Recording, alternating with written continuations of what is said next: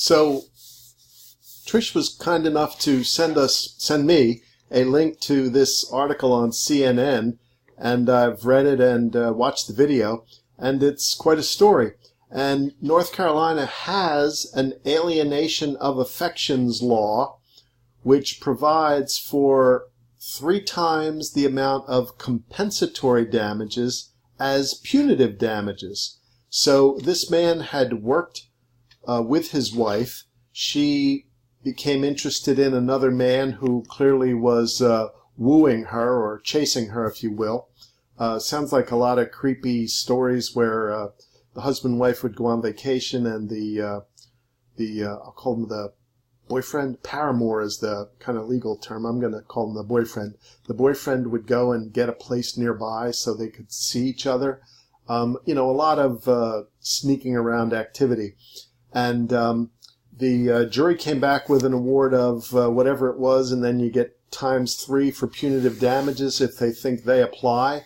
So they've gotten a judgment of $8.8 million against this individual. Who would have known? But I had a couple thoughts that are interesting. Juries represent the community sentiment of an area. And I think that under the circumstances, maybe something like this would be allowed. First of all, they have it on the statute books in North Carolina, so they have adopted a law to this effect. They've also provided for what we call treble, which is 3 times the damages, which may be the punitive damages, and they were successful on that too. Now, we found in Pennsylvania that it has to be outrageous, and here's the local sentiment. Perhaps in North Carolina, with perhaps a more religious, conservative element of people, perhaps adultery of this sort is outrageous. I'm not minimizing it. Adultery is outrageous. One of my students last year had made a very eloquent point that, they should be able to get a judgment against someone. They've turned their world upside down, and I think that's very true. I understand that.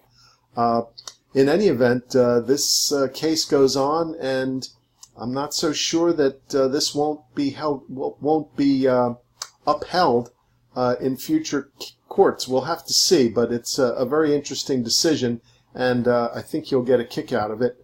You can see that a jury may have found this quite outrageous. It wasn't really the outrageous that Pennsylvania may think, Pennsylvania juries, but if you can get it to a jury, maybe they'll see it that way. Read it or watch it for yourself, and I think you'll enjoy it.